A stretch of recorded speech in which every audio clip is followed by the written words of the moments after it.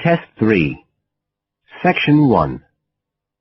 You will hear a woman, Paula, phoning her friend Ralph about an application to the local council for money for their drama club. First, you have some time to look at questions 1 to 3 on page 66.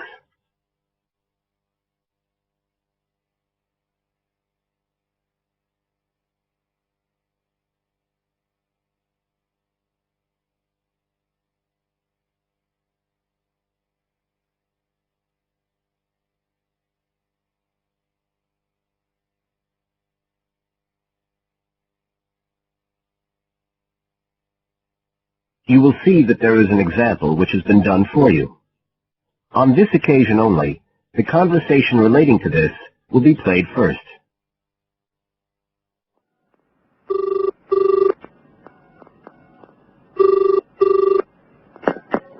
Hello?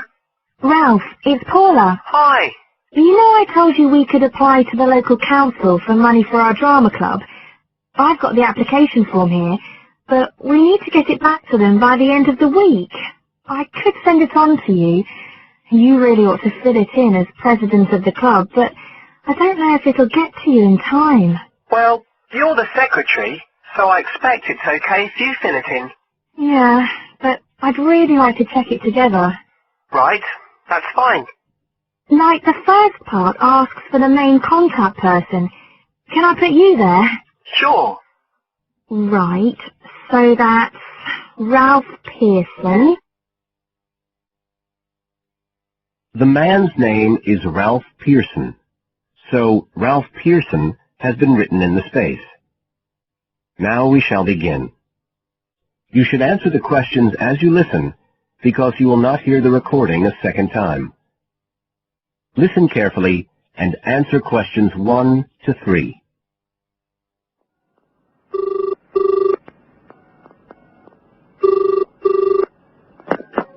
Hello? Ralph, it's Paula. Hi.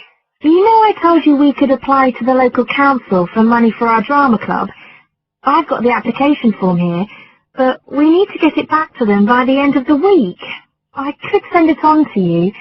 You really ought to fill it in as president of the club, but I don't know if it'll get to you in time. Well, you're the secretary, so I expect it's okay if you fill it in. Yeah, but I'd really like to check it together. Right, that's fine. Like, the first part asks for the main contact person. Can I put you there? Sure. Right, so that's Ralph Pearson. Oh, and then I need your contact address. So that's 203 South Road, isn't it? No, 2:30. Oh, sorry, I always get that wrong. Then it's Drayton. Oh, do you think they need a postcode? Better put it, it's DR6 8AB. Okay. Telephone number. That's 01453 586 098, isn't it? Yes. Right. Now, in the next part of the form, I have to give information about our group. So, name of group, that's easy. We're the Community Youth Theatre Group. But then I have to describe it. So, what sort of information do you think they want? Well, they need to know we're amateurs, not professional actors. And how many members we've got. What's that at present, 20? 18. And should we put in the age range, that's 13 to 22? No, I don't think we need to.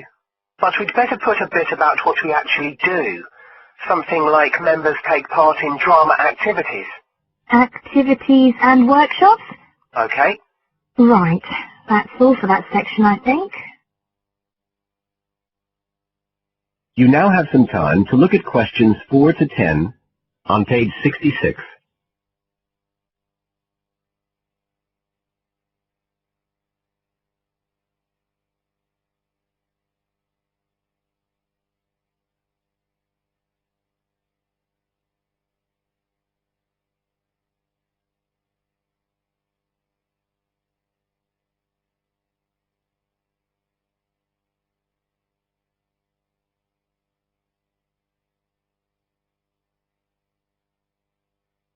Now listen and answer questions 4 to 10. Now, the next bit is about the project itself, what we're applying for funding for. So, first of all, they need to know how much money we want. The maximum's £500. I think we agreed we'd ask for 250, didn't we? Okay, so there's no point in asking for too much.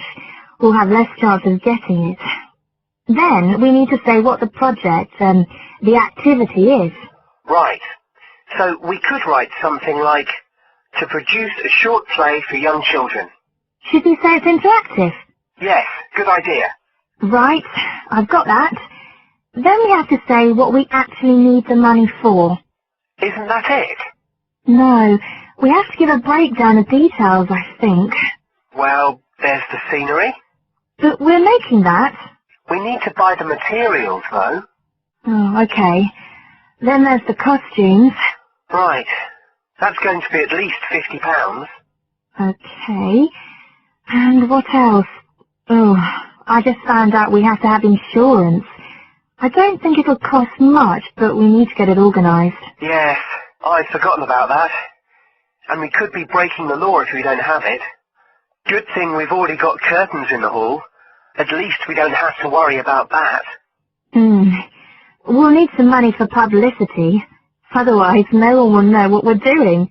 And then a bit of money for unexpected things that come up. Just put sundries at the end of the list. Okay, fine. Now, the next thing they want to know is if they give us the grant, how they'll be credited. What do they mean, credited? I think they mean how we'll let the public know that they funded us. They want people to know they've supported us. It looks good for them.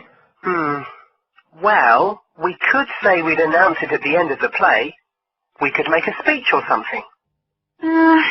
They might prefer to see something in writing. We'll be giving the audience a programme, won't we? So we could put an acknowledgement in that? Yeah, that's a better idea. Okay, and the last thing they want to know is if we've approached any other organisations for funding and what the outcome was.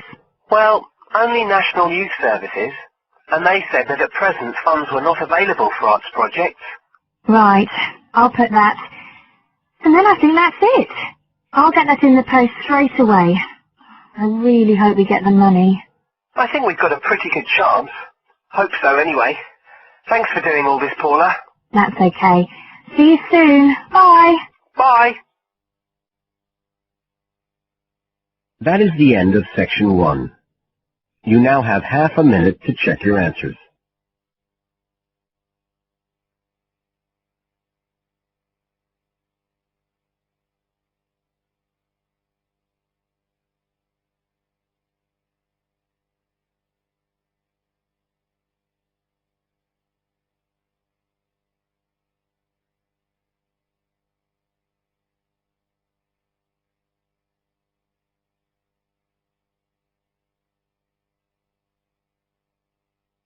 Now turn to section 2 on page 67.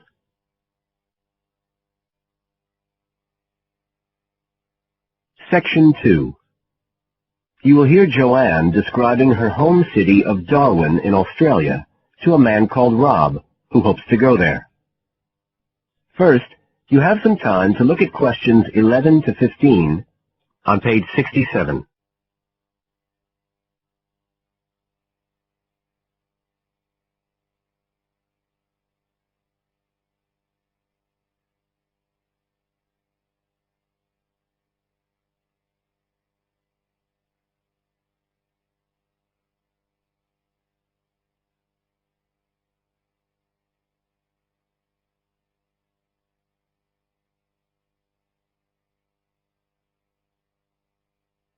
Now listen carefully and answer questions 11 to 15. Joanne? Hi, you must be Rob. Nice to meet you. So, I hear you're planning to visit Australia. Yeah, and I really wanted to talk to you because I was thinking of spending some time in Darwin, and my sister told me you're from there. That's right. So, tell me about it. Well, where shall I start?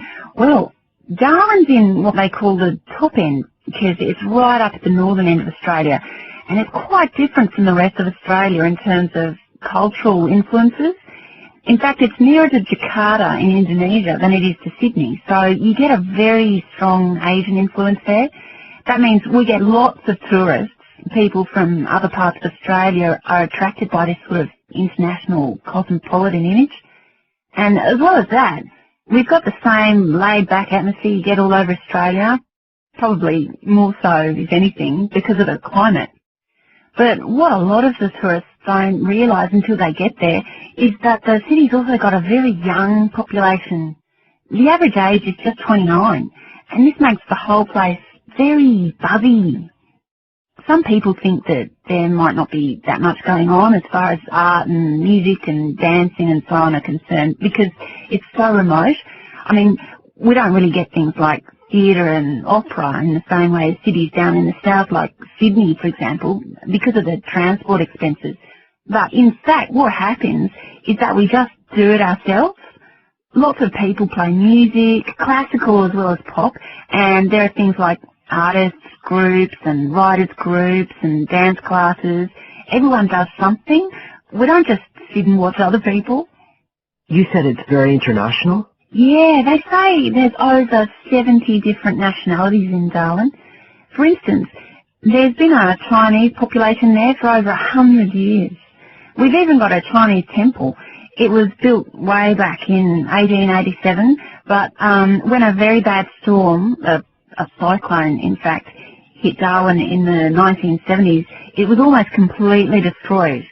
The only parts of the temple that survived were part of the altars and the stone lions. But after the storm, they reconstructed it using modern materials. It's still used as a religious centre today, but it's open to tourists too, and it's definitely worth going to see it. Oh, and as far as getting around goes, you'll see places that advertise bicycles for hire, but I wouldn't recommend it.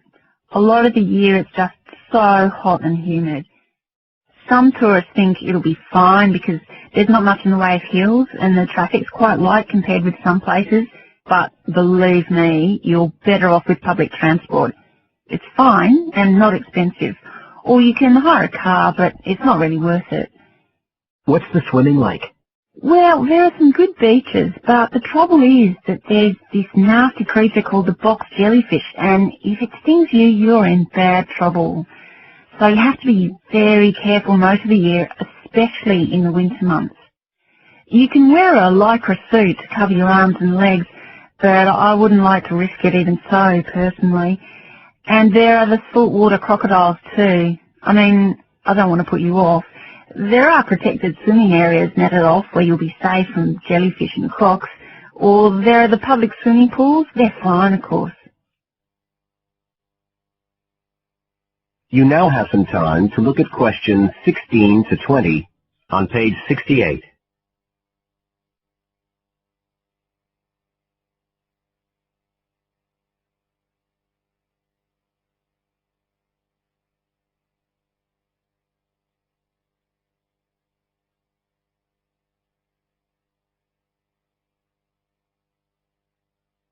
Now listen and answer questions 16 to 20.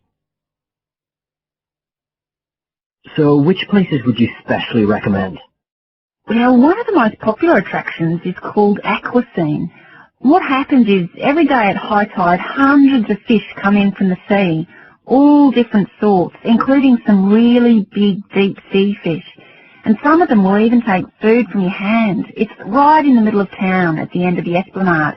It's not free. I think you have to pay about $5, but it's definitely something you have to experience. Then, of course, Darwin has a great range of food, being such a cosmopolitan place. And if you don't have lots to spend, the best place to go is to Smith Street now, where they have stalls selling stuff to eat. There's all sorts of different things, including Southeast Asian dishes, which I really like. You'd think there'd be plenty of fresh fish in Darwin, as it's on the coast, but in fact, because of the climate, it mostly gets frozen straight away. But you can get fresh fish in the restaurants on Cullen Bay Marina. It's a nice place to go for a special meal, and they have some good shops in that area too. What else? Well, there's the Botanic Garden. It's over 100 years old and there's lots to see. An orchid farm, rainforest, a collection of palm trees, a wetlands area. You can easily spend an afternoon there. That's at Fanny Bay, a couple of kilometres out to the north. Then, if you've got any energy left in the evening, the place to go is Mitchell Street. That's where it all happens as far as clubs and music and things are concerned. You'll bump into lots of my friends there. Talking of friends, why don't I give you some email addresses? I'm sure they wouldn't mind. That is the end of section 2. You now have half a minute to check your answers.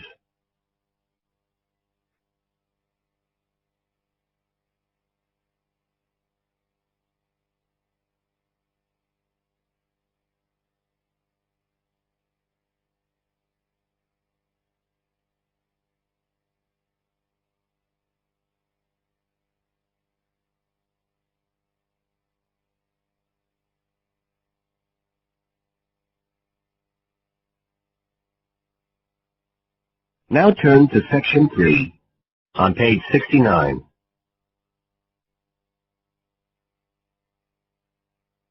Section 3.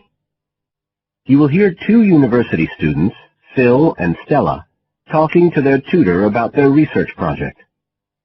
First, you have some time to look at questions 21 to 27 on pages 69 and 70.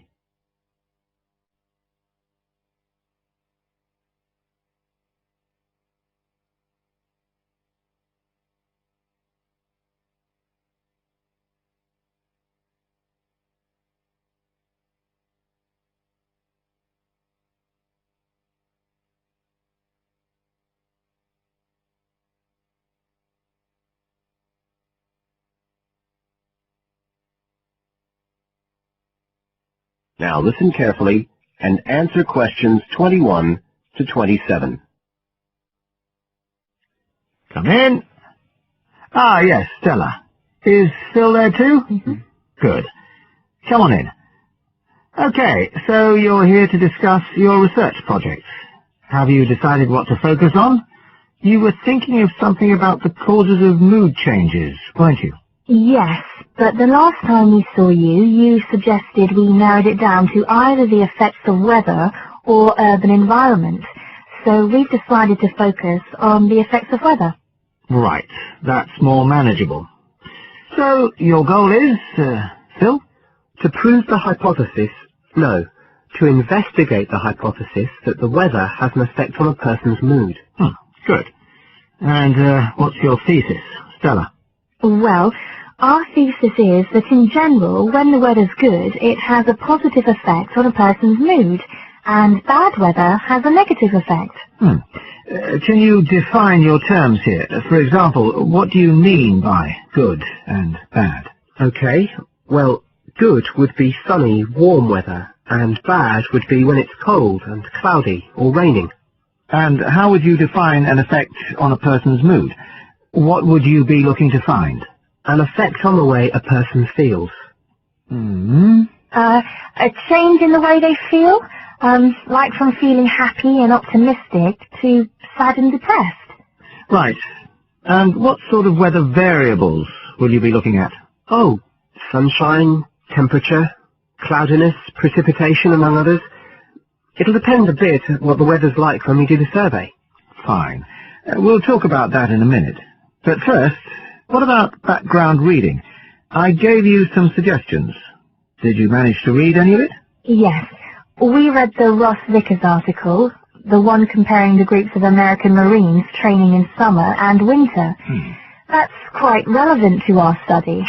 It was interesting because the Marines who were training in the cold winter conditions tried to cheer themselves up by thinking of warm places, but it didn't really work. Yes, they were trying to force themselves to have a positive mental outlook, but in fact it had the opposite effect, and they ended up in a very negative state of mind. And we found some more research by someone who wasn't on the reading list you gave us, George Whiteborn. He compared people living in 3 countries with very different climatic conditions. Actually, he looked at several things, not just the weather. But he found some people's reactions to bad weather were much worse than others, and it was linked to how stressed they were generally. The weather on its own didn't have such a significant effect on mood. And we looked at a paper by Haverton. Yeah, he broke weather up into about 15 or 16 categories and did qualitative and quantitative research. He found that humans respond to conditions in the weather with immediate responses, such as fear or amazement. But these responses can also be linked to associations from their earlier life, such as a particular happy or sad event. Did you have a look at Stanfield's work? Yes.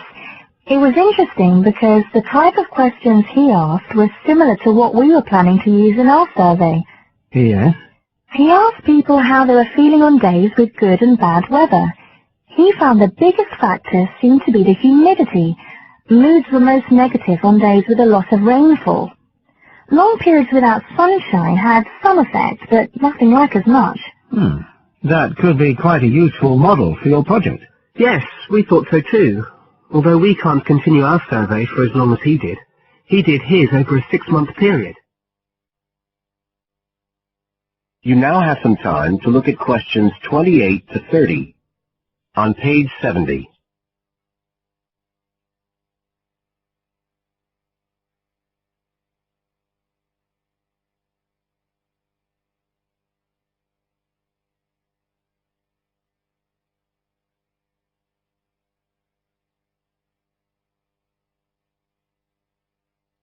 Now listen and answer questions 28 to 30.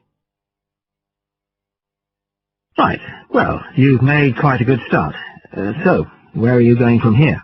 Well, we've already made the questionnaire we're going to use for the survey. It's quite short, just 8 questions. We're aiming to survey 20 people over a period of 3 months from October to December. We can't specify the actual dates yet because it depends on the weather. We want to do the survey on days with a range of different weather conditions. And we'll just be working on campus, so our data will only be statistically sound for the student population here. That's okay. Have you thought how you'll determine what will constitute each aspect of weather, and how many you're looking at? We decided on 4. The amount of sunshine, cloudiness, temperature and precipitation. We thought we might use the internet to get data on weather conditions on the days we do the survey, but we haven't found the information we need, so we might have to measure it ourselves. We'll see. Then we've got to analyse the results, and we'll do that using a spreadsheet, giving numeric values to answers. And then, of course, we have to present our findings to the class, and we want to make it quite an interactive session.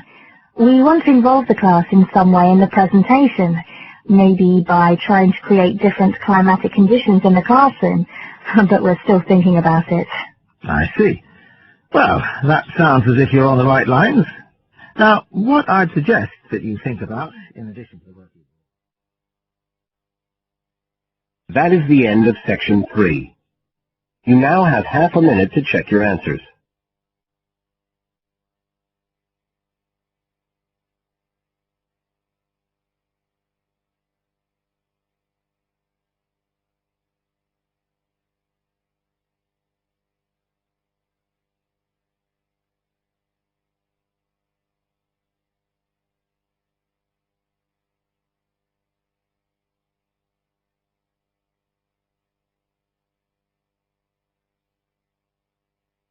Now turn to section 4 on page 71.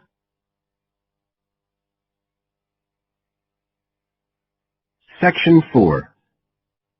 You will hear a lecturer in education talking about some experiments done in the USA to investigate the effects of reducing class sizes. First, you have some time to look at questions 31 to 40 on pages 71 and 72.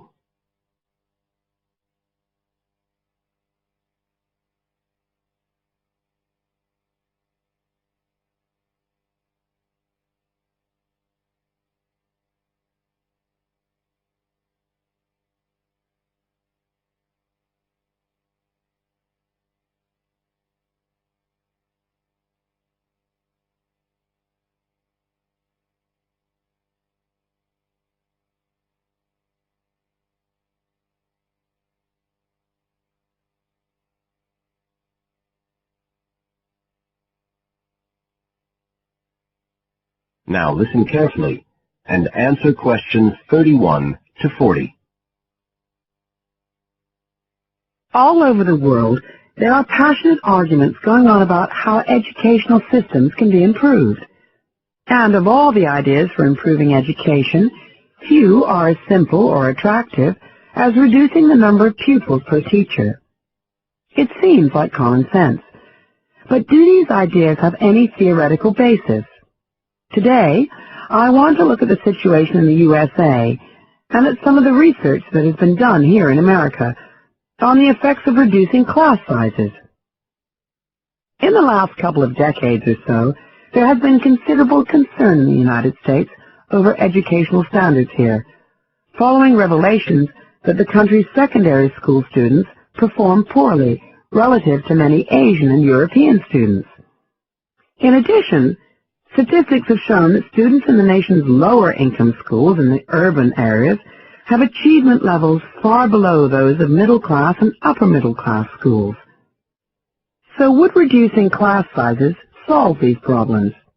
Well, we have to remember that it does have one obvious drawback. It's expensive. It requires more teachers and possibly more classrooms, equipment, and so on. On the other hand, if smaller classes really do work, the eventual economic benefits could be huge. Better education would mean that workers did their jobs more efficiently, saving the country millions of dollars. It would also mean that people were better informed about their health, bringing savings in things like medical costs and days off sick. So what reliable information do we have about the effects of reducing class sizes? There's plenty of anecdotal evidence about the effect on students' behavior, but what reliable evidence do we have for this?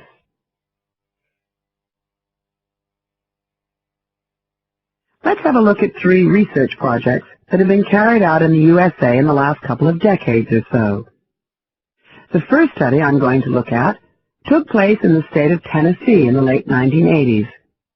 It involved some 70 schools. In its first year, about 6,400 students were involved, and by the end of the study, 4 years later, the total number involved had grown to 12,000. What happened was that students entering kindergarten were randomly assigned to either small classes of 13 to 17 students or regular-sized classes of 22 to 26. The students remained in whatever category they had been assigned to through the 3rd grade, and then, after that, they joined a regular classroom. After the study ended in 1989, researchers conducted dozens of analyses of the data. Researchers agree that there was significant benefit for students in attending smaller classes, and it also appears that the beneficial effect was stronger for minority students. However, there's no agreement on the implications of this. We still don't know the answer to questions like how long students have to be in smaller classes to get a benefit, and how big that benefit is, for example. The second project was much larger and took place in California. Like the Tennessee study, it focused on students from kindergarten through to grade 3, but in this case, all schools throughout the state were involved. The experiment is still continuing, but results have been very inconclusive, with very little improvement noted. And the project has, in fact, also had several negative aspects. It meant an increased demand for teachers in almost all California districts. So the better-paying districts got a lot of the best teachers, including a fair number that moved over from the poorer districts. And there were a lot of other problems with the project. For example, there weren't any effective procedures for evaluation. All in all, this project stands as a model of what not to do in a major research project. A third initiative took place in the state of Wisconsin at around the same time as the California project began, and it's interesting to compare the two. The Wisconsin project was small. Class sizes were reduced in just 14 schools, but it was noteworthy because it targeted schools of which a significant proportion of the students were from poor families, compared with California's one-size-fits-all approach. Analysts have found that the results are very similar to the Tennessee project, with students making gains that are statistically significant and that are considerably larger than those calculated for the California initiative. Now, I'd like to apply some of these ideas to the latest. That is the end of Section 4. You now have half a minute to check your answers.